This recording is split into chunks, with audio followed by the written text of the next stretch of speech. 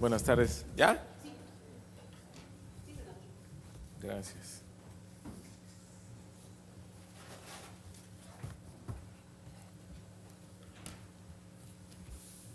Buenos días. Buenas tardes. Gracias por estar aquí. Queremos hablar sobre el tema del salario mínimo.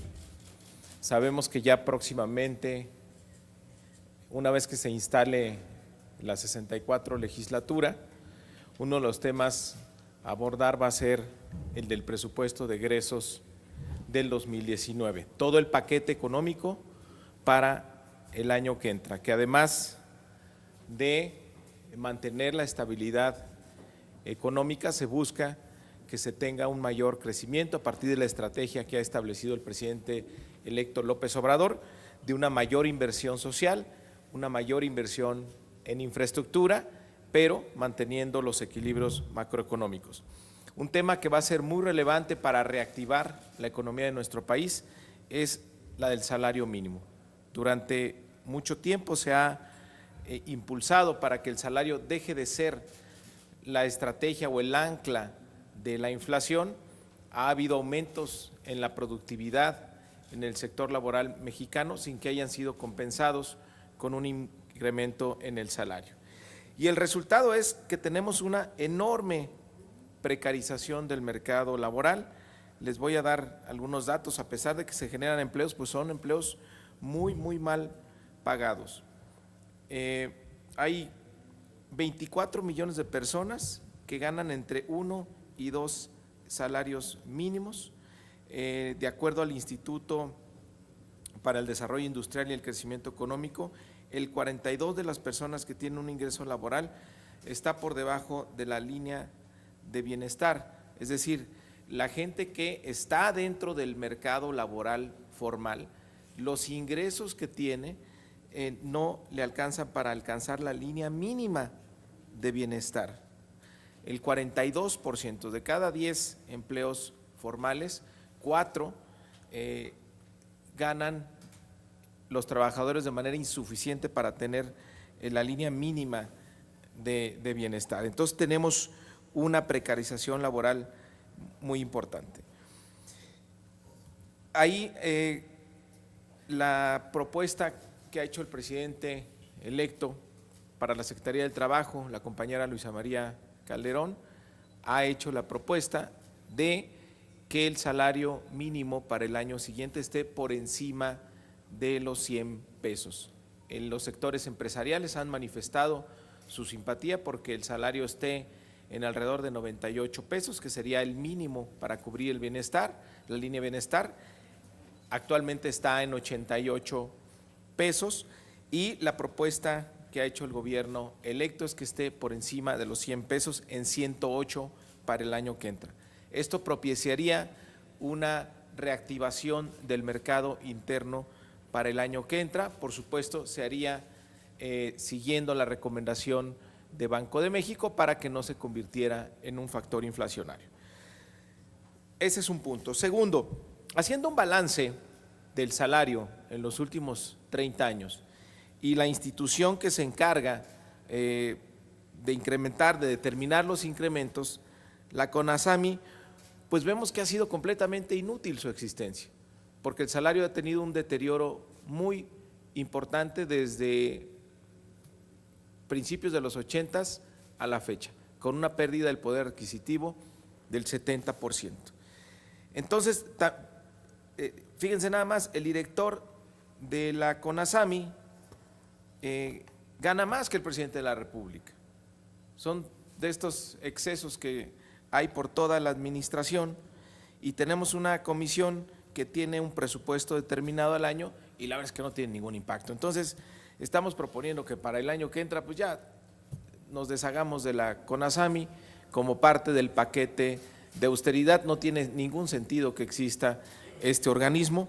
Efectivamente, la Constitución establece que tiene que haber una comisión, pero nuestra propuesta es que ésta se haga con funcionarios de la Secretaría de Hacienda, con funcionarios del Banco de México y por supuesto con representantes del sector obrero patronal, pero pues que ya no tengamos ahí esta estructura que les cuesta a los mexicanos y que realmente no ha dado ningún resultado.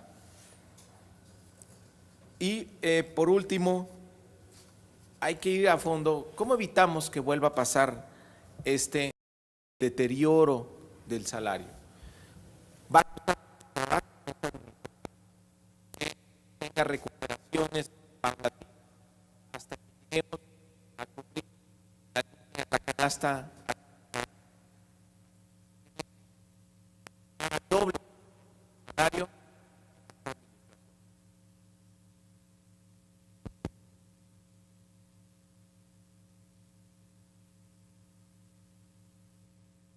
Los 6, 8, 10. ¿Se escucha mejor este? Lo cambiamos. A ver, que lo cambiamos, a ver.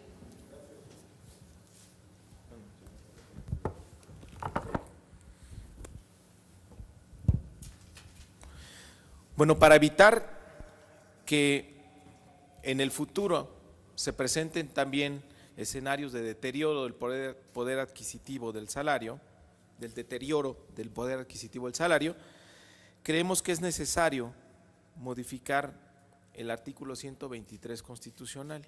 Se nos quedó muy viejita esa redacción.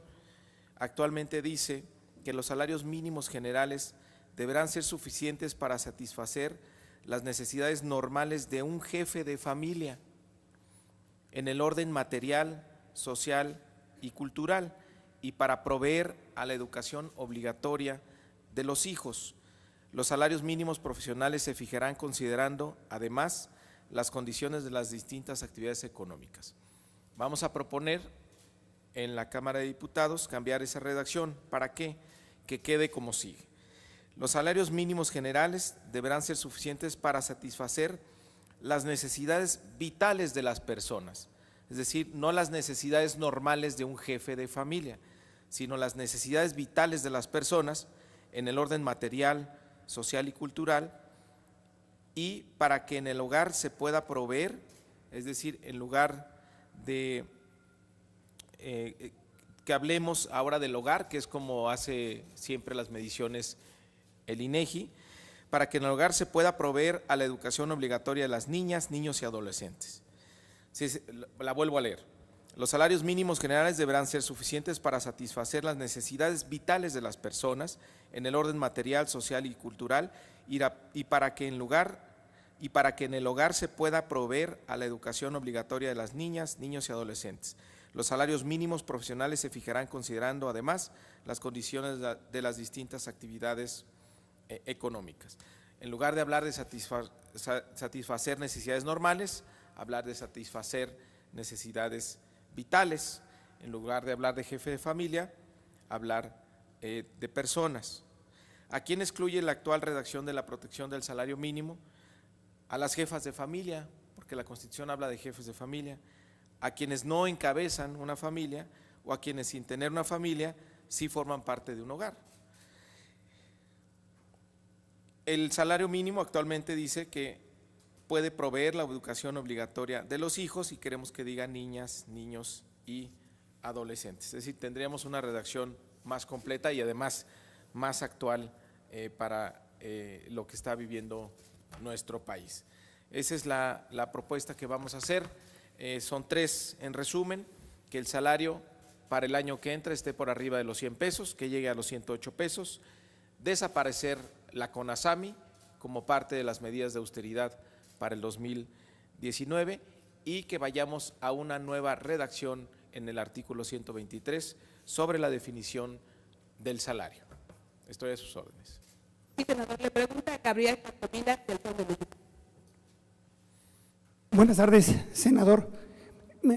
Más allá de esta postura de modificar el 123 constitucional, ¿no podría ser más claro de cómo van a plantear o a vigilar que los precios de la canasta básica pues, no se vulneren, no incrementen, pues, porque de alguna manera esto pulveriza casi en lo inmediato el salario mínimo? Y bueno, le pongo un ejemplo: ¿De qué le sirve a un trabajador, a una ama de casa, a una jefa de familia que ustedes le aumenten el salario si, por ejemplo, las gasolinas están sumamente caras y esto de alguna manera genera aumentos en cascada desde el transporte hasta el alimento más básico, el menos indicado?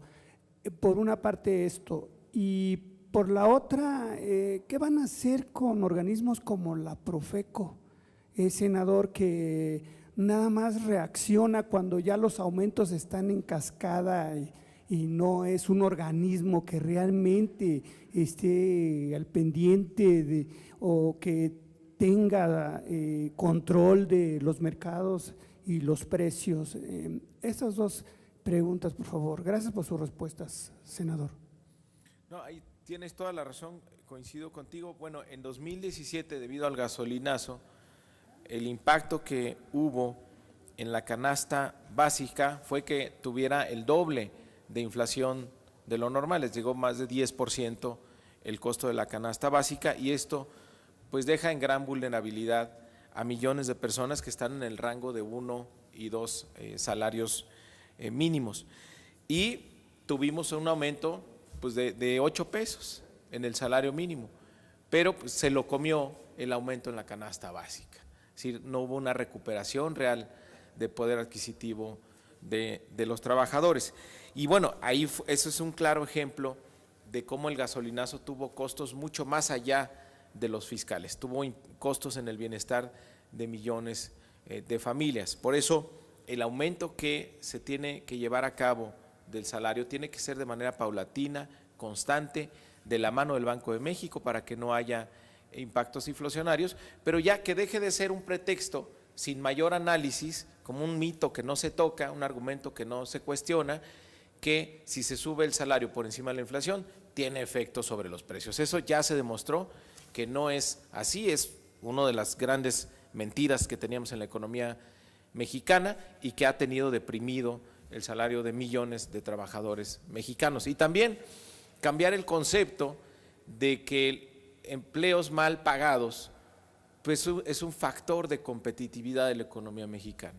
Casi siempre se dice que el costo laboral en México es una de las grandes ventajas que tiene sobre el resto de las economías emergentes, y esto ya no puede ser así.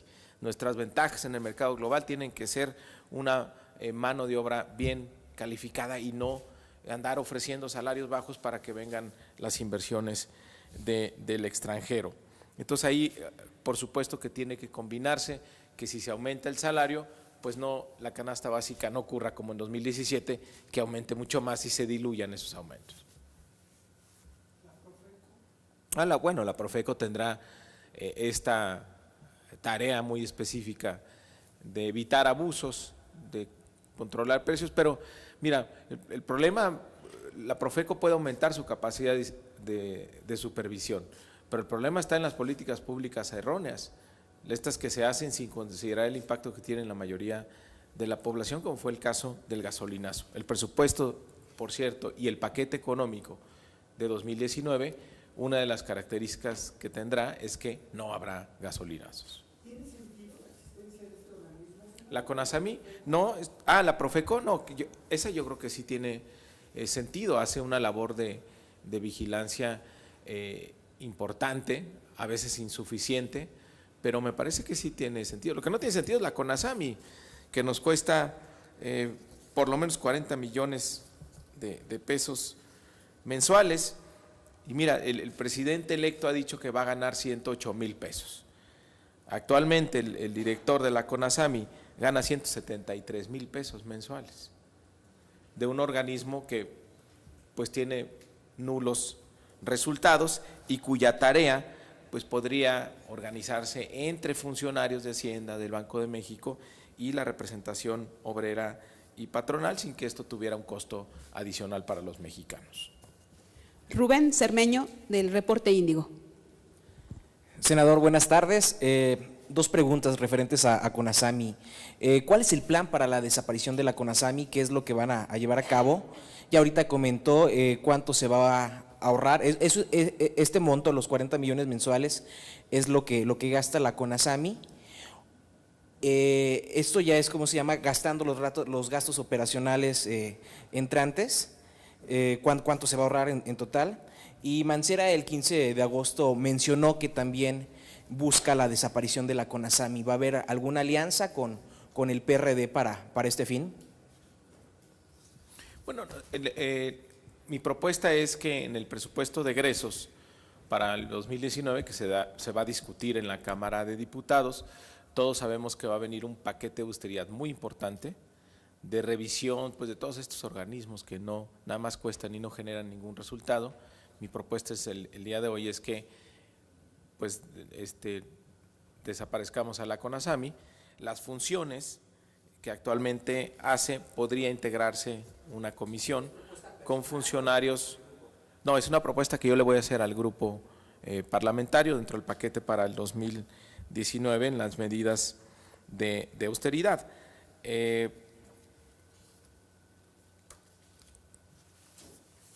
la Constitución se establece que el salario mínimo debe ser fijado por una comisión nacional integrada por representantes de los trabajadores, empleadores y el gobierno. Digo, podríamos modificar la Constitución o simplemente podría hacerse esta comisión sin ninguna estructura que tuviera algún costo en específico, simplemente entre funcionarios de la Secretaría de Hacienda, funcionarios de Banco de México y representantes del sector patronal y del sector obrero. Y respecto a lo de Mancera, que él también ya había mencionado. Ah, bueno, pues si coincidimos, qué bueno. Sí. Senador Delgado, muchas gracias. ¿Qué tan viable sería o que usted propusiera también quitar el IEPS a las gasolinas? ¿Tendría tal vez un efecto más inmediato en la recuperación de la economía de las familias mexicanas? Y algo que también se ha estado proponiendo en algunas campañas, que dicen que sí es posible. No, bueno, es posible quitar esos impuestos y otros, pero tienes que tomar la decisión en un balance de ingreso y gasto. Y una de las propuestas que ha hecho el presidente electo es que todos los programas adicionales que se van a establecer para el año que entra, como llevar al doble la pensión de adultos mayores, o el programa de jóvenes construyendo el futuro, o el programa de las becas para los jóvenes en educación media superior, pues tienen que venir de esfuerzos del lado del gasto, de generar ahorros, de mayor austeridad, de combate a la corrupción. Actualmente el IEPS pues representa por lo menos un punto del PIB y hay que recordar que ha sido una mentira esto de que el mercado de las gasolinas se mueve el precio libremente. La verdad es que hay un subsidio que trata de suavizar el incremento en el precio de las gasolinas y eso finalmente tiene un costo sobre el IEPS. Entonces, la propuesta del nuevo gobierno para estabilizar y reducir el costo de las gasolinas en el mediano plazo tiene que ver con cambiar el modelo que impulsó este gobierno. ¿Este gobierno qué hizo? Por un lado, dejó de invertir en las refinerías, más de 80,000 millones de pesos de recortes solo a las refinerías, están produciendo por debajo del 40% de su capacidad. Y esto propició que cada vez importemos más gasolinas. El 73% de la gasolina que consumimos en México es importada. Entonces estamos sujetos a los vaivenes del precio internacional y estamos excesivamente expuestos. ¿Cuál es la propuesta? Recuperar las refinerías, llevarlas a su máxima capacidad y además construir 2 refinerías medianas y con esto aumentar la producción nacional, con ello reducir costos y depender menos de los vaivenes de los precios internacionales. Esto es una política pública que en el mediano plazo te puede llevar a que reduzcas el costo de las gasolinas. Senador, buenas tardes. Le quisiera preguntar, esta propuesta para el tema de los salarios, ¿cómo se va a negociar con los empresarios?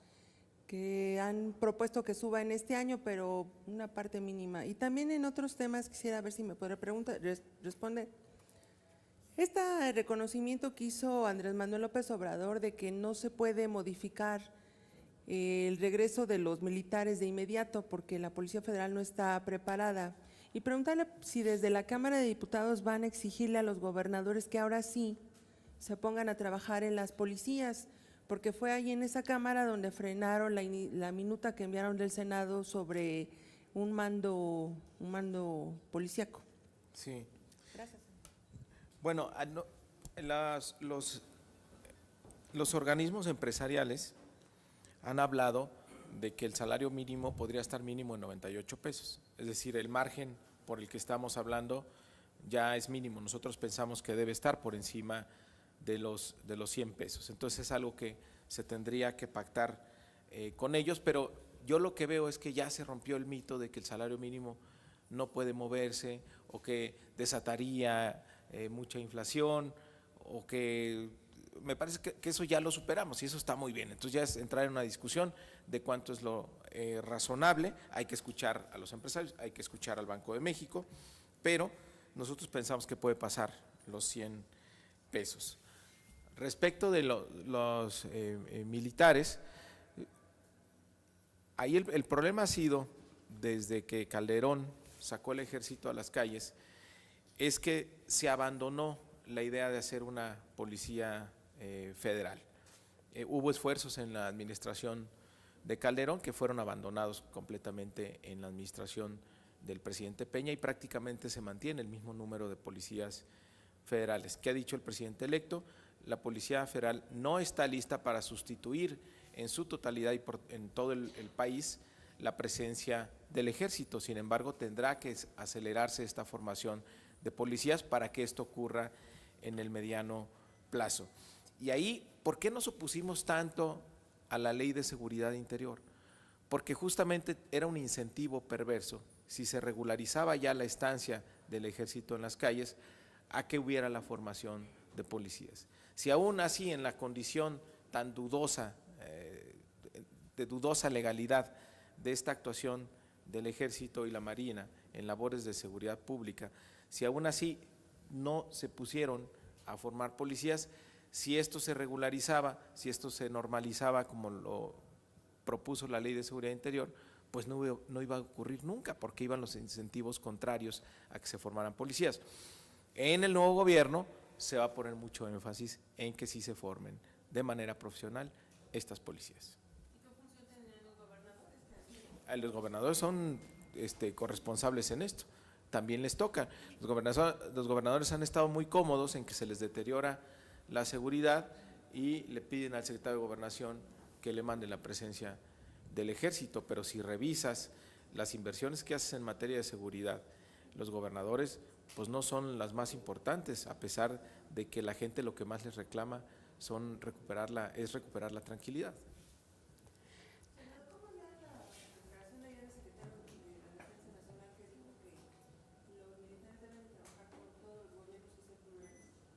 Bueno, me parece que es una institución muy sólida que simplemente refleja lo que ha sido nuestro ejército durante muchos años, un ejército institucional, leal a nuestro país.